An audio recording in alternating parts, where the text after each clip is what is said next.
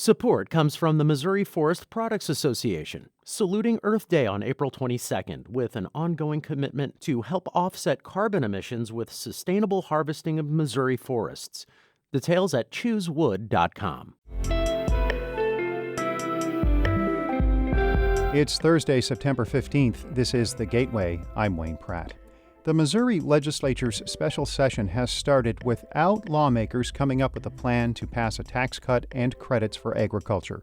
There is a measure to repeal the gas tax hike passed a couple of sessions ago. I'm proposing that we consider relieving some burden on all Missourians because roads are in good shape, and 2.5 cents, although might not be considered much to many, is to some. It is one of the 22 bills senators have introduced for the session.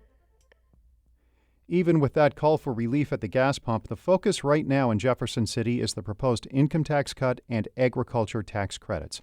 St. Louis Public Radio's Sarah Kellogg has more on the first day of the special session. When Governor Mike Parson called for a special session, he wanted lawmakers to pass both a permanent income tax cut and tax credits aimed at agriculture with a sunset date of 6 years.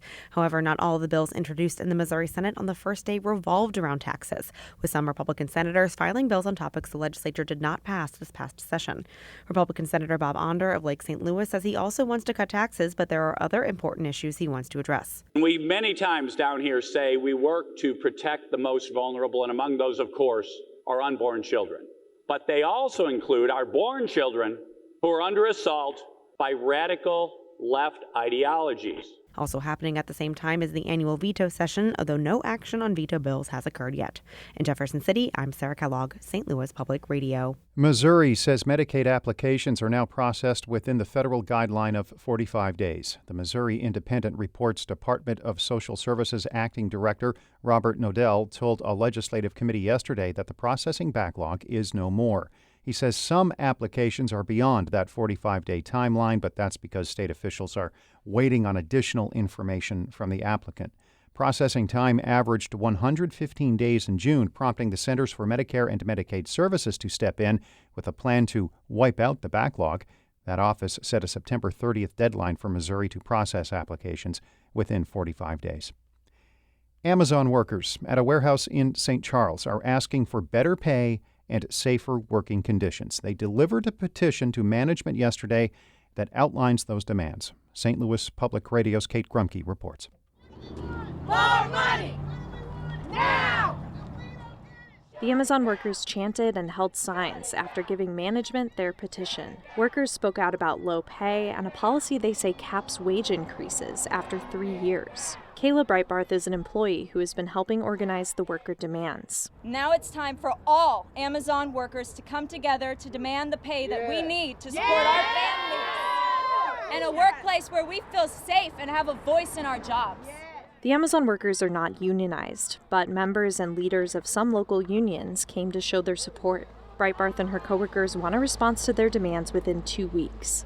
I'm Kate Grumke, St. Louis Public Radio.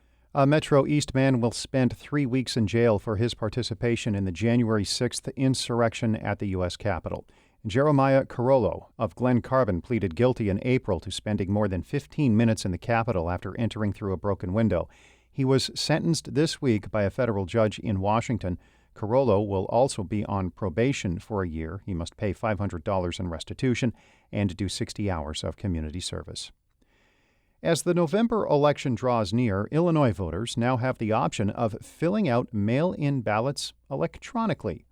Mawa Iqbal reports. Voters who are blind or others who aren't able to mark a physical ballot can now make their choices on a digital one that is emailed to them and use whatever assistive technology they prefer. Denise Vaughn of the Illinois chapter of the National Federation of the Blind says this is a huge step in improving voting access to people with disabilities. The only hitch, voters can't return the ballot digitally. They have to mail it in. As of now, we would print out the ballot, have someone help us sign the envelope in the right place. You do have some issues of privacy. Her group plans to work with lawmakers on implementing digital returns, hopefully within the next 2 years. I'm Mawa Iqbal. I'm Marissa Ann Lewis-Thompson and the host of St. Louis Public Radio's new podcast, Doing It Our Way. Keep podcasts like The Gateway thriving and become a new member of St. Louis Public Radio during our Fall Fund Drive. Your support ensures that the community stays informed and has access to fact-based local and national news. Give today at stlpr.org. Some of the items we are following in the St. Louis Public Radio newsroom. U.S. Senator Dick Durbin is planning a news conference today about the threat of violence against FBI agents and other federal law enforcement officers. The Illinois Democrat will meet with reporters after a closed-door briefing with FBI and Department of Homeland Security officials. And we send a reporter to a prep school in St. Louis where environmental science students are getting a lesson from goats clearing unwanted plants. Before wrapping up, another historic night at Busch Stadium. The first pitch, a strike, and with that pitch, Yadier Molina and Adam Wainwright have set the all-time record. They have made the most starts as battery mates in the history of Major League Baseball, number 325. Thanks to Cardinals.com, Major League Baseball, and Bally Sports Midwest for the audio of that historic moment last night at Busch. Yadier Molina and Adam Wainwright have now played as a pitcher-catcher combination more often than anyone in Major League history. Molina realizes it's a big deal. Such a great feeling just to reach that number and to be part of that list and to be on top of that list. It's just such a great feeling. Molina is retiring at the end of this season, and his impact on the game is not lost on Wainwright. He's 40 years old, caught 18 years in the big leagues.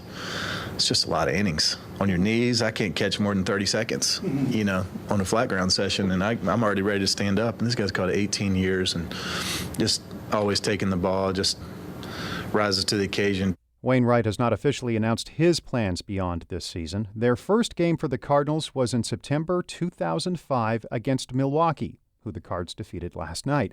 The two also made 8 starts together with St. Louis's Memphis farm team in 2004. The Gateway is a production of St. Louis Public Radio, a listener-supported service of the University of Missouri-St. Louis. Music by Ryan McNeely of Adult Fur. I'm Wayne Pratt. Have a great day.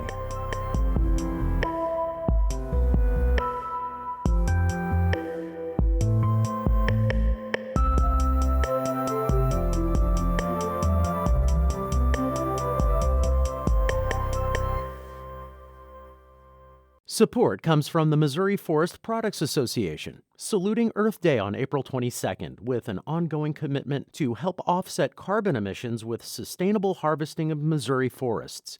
Details at choosewood.com.